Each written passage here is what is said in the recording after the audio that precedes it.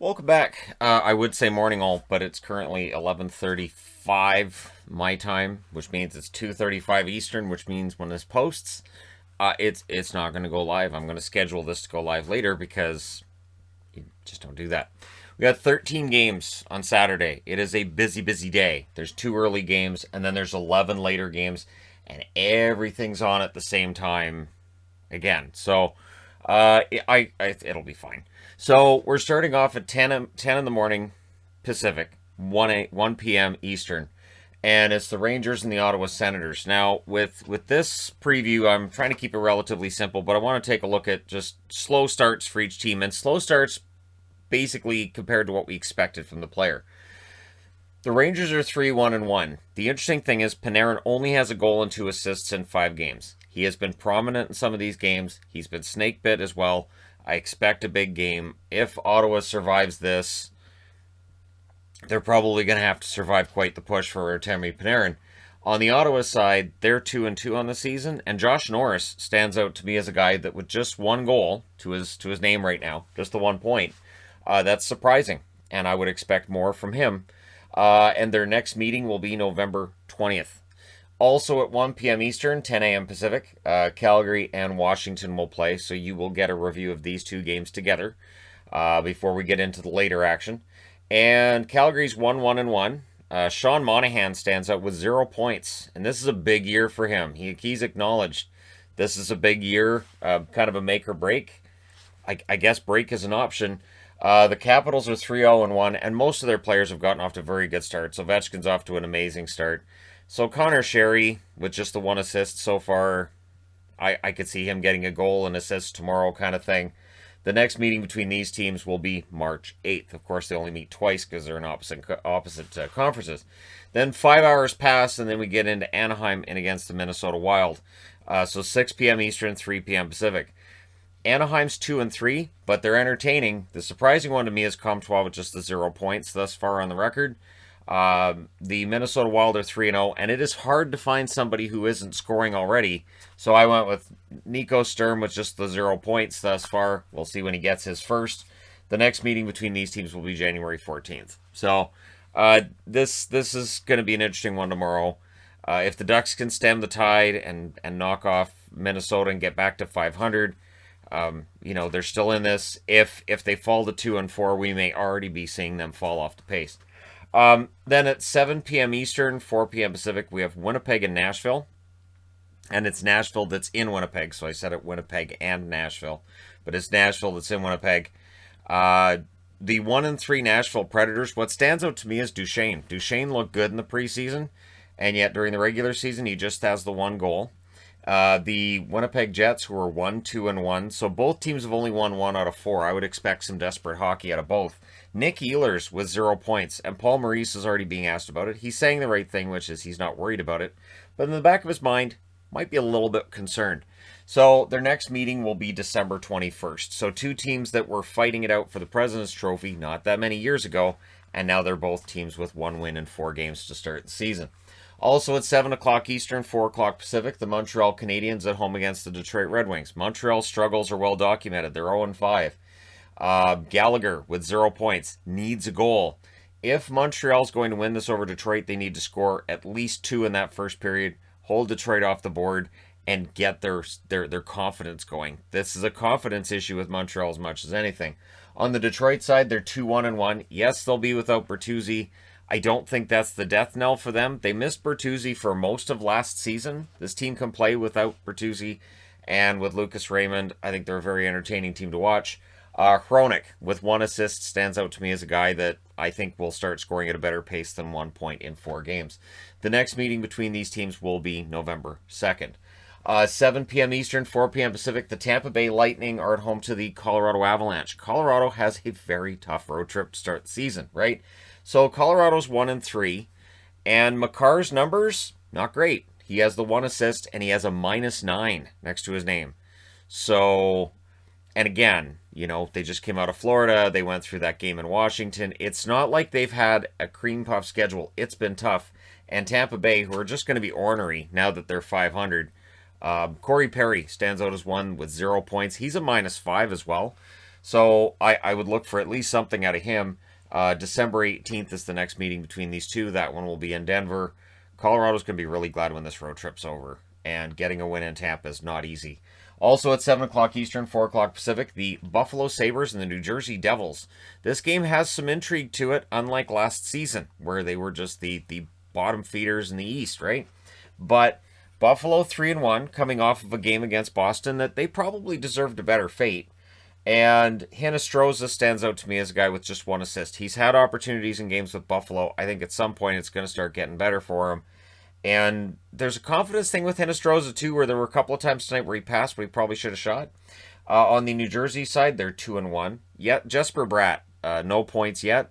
Bratt's too good for that. He'll get the zeros off of his record soon. The next game between these teams will be December 29th, so just before New Year's. 7 p.m. Eastern, 4 p.m. Pacific, the Florida Panthers, who are 4-0 for the first time in their history, in against the Philadelphia Flyers, who are 2-0-1. For Florida, Hornqvist, 0 points, which is surprising because Florida has a lot of goals. There's a lot to go around, but I guess with Bennett and with Duclair getting goals and such, there's just not enough to go around for Hornqvist, who's still sitting at 0. Lawton, with just the 1 goal so far for Philly. Hey, it is hard to find anybody in Philly that hasn't been scoring. So I thought, all right, I'll choose Lawton because everybody's scoring in Philly right now. And 1 point in 3 games. Sure, we'll just say Scott Lawton, even though they're all scoring pretty well. And every other year, Philly makes the playoffs, and we're always surprised. I don't know why.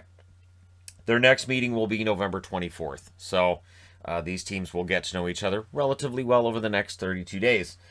7 p.m. Eastern, 4 p.m. Pacific. The Toronto Maple Leafs, who played well against San Jose but lose and fall to 2-1 in against the Pittsburgh Penguins. Nick Ritchie has 0 points. It looked like tonight, as this game went along between them and San Jose, that any faith that Sheldon Keefe had in Ritchie to be a top-line guy might be gone. As somebody who watched him in Boston last year, well, yeah, he belongs on a third line. Rightfully, he should be on a third line. He should be an energy guy who's being counted on for 15 goals, maybe 10 goals. Putting him on a first line, it just doesn't work. Kapanen, for the 2-0-2 Pittsburgh Penguins, was the one I picked. He just has the 2 assists. He doesn't have a goal yet. He played for Toronto before. Maybe he gets a goal against Toronto. But again, Pittsburgh, it's hard to find anybody that you look at and you go, well, we expect more out of them because a lot of their players are hurt. The next meeting between these teams will be November 20th. Then also at 7 Eastern, 4 Pacific, that's right. 1, 2, 3, 4, 5, 6, 7 games all at the same time. Could be crazy. The Carolina Hurricanes are 3-0. Vinny Trocheck stands out as a guy who hasn't got a goal yet. He just has the 2 assists, but there isn't really anybody who's off to a slow start that's unexpected with Carolina. On the Columbus side, Columbus is 3-1. Jack Roslovic, with just the 2 assists, is the one I picked for them because Jack Roslovic doesn't have a goal yet. These teams meet again on New Year's Day, January 1st. Yeah, it's on January 1st this year. Isn't that weird? 8 o'clock Eastern, 5 o'clock Pacific, the LA Kings, likely without Drew Doughty, right? So we'll see how things go for them. In against the St. Louis Blues. The LA Kings are now 1-2-1 with the overtime loss tonight against Dallas. And Edler, no points. I was kind of hoping that there'd be some kind of a bump in Edler's totals. He had a rough year in Vancouver last year, and I was hoping for some kind of a bump. He's 1 goal away from 100. I really want him to get that 100th goal, so I'll put him on the board hoping that gets him that 100th goal tomorrow night. For St. Louis, they're 3-0. They've looked excellent. Torrey Krug just has the 1 assist. And again, St. Louis has a lot of guys off to good starts. It's hard to find somebody off to a slow start. Their next meeting will be October 25th, so they meet again 2 days afterwards. And we'll see how things go between them in this game and then the next one as well. 9 o'clock Eastern, 6 o'clock Pacific, the New York Islanders get in against the Arizona Coyotes. The Coyotes who might win 10 or less games this year. Arizona's 0-3-1. The Islanders off to a surprisingly slow 1-2-1 start. Zach Parise is part of that too. He has no points yet. And so for Zach Parise, while not a lot was expected of him, a point would be a benefit. And for the New York Islanders, they want to start getting some goals. Here's the Arizona Coyotes. That seems to work for other teams. Jacob Chikrin, no points yet for Arizona. And this is the tricky thing with Arizona and this tank plan. I don't think Chikrin's in line for it. I don't think he's happy about it. And he'll say whatever publicly. But if his totals tank this year, that's not great. And yet it could be understandable because there really isn't a fantastic roster for him to be able to pass the puck to. And again, it's Arizona, right? So it's not like they had a playoff team last year, but it was better than what we're looking at right now. The next meeting between these teams will be at UBS Arena on January 25th. And then the last game of the night is also one people are really looking forward to. It is 10 o'clock Eastern, 7 o'clock Pacific. It is Seattle and Vancouver.